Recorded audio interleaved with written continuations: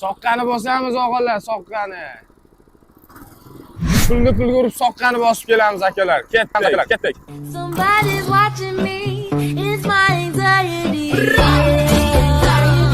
5,5 million so'mga 7 ot kuchiga ega bo'lgan motokultivator va mana shunaqangi baquvvat aravasi bilan buning ichiga nimalar kiradi? Birinchisi kasanaylar yaxshilar, birinchisi kartoshka kapatil, ikkinchisi nareska, uchinchisi pilik, to'rtinchisiga mana bunday chamadanli nabor kuluch va beshinchisi temir diska. Atiga 5,5 million so'mga sizga nimalar beriladi? 7 ot kuchiga ega bo'lgan Kawasaki brendi, toza yapon texnologiyasi asosida ishlab chiqarilgan va mana bunday baquvvat arava. Birinchi narsamiz kapatil, kartoshka kovlaydi. Ikkinchi narsamiz mana bunday ochar, nareska, ligirovkali kattasi baquvvatidan.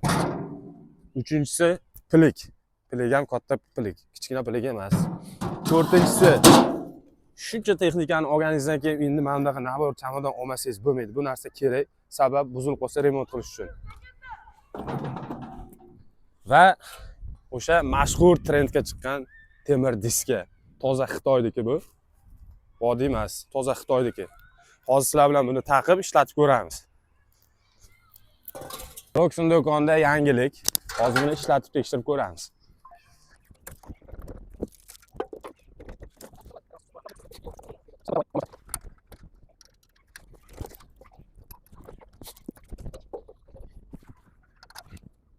Motokultivatorimiz tayyor. Hozir bunda ochar bilan joyiga ochib ko'ramiz.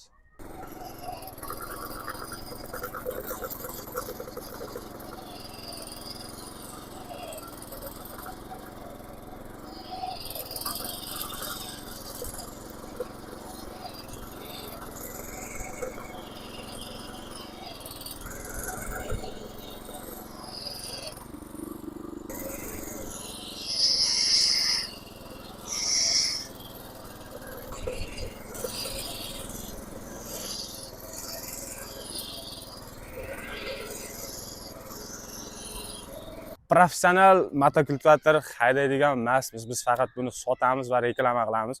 Qo'ldan kelgancha sizlarga haydab ko'rsatdik. Buni ishlatib yurgan odamlar, o'z mutaxassislar, professional bo'ladi. Ular o'zlari bizdan-da zo'r haydaydi.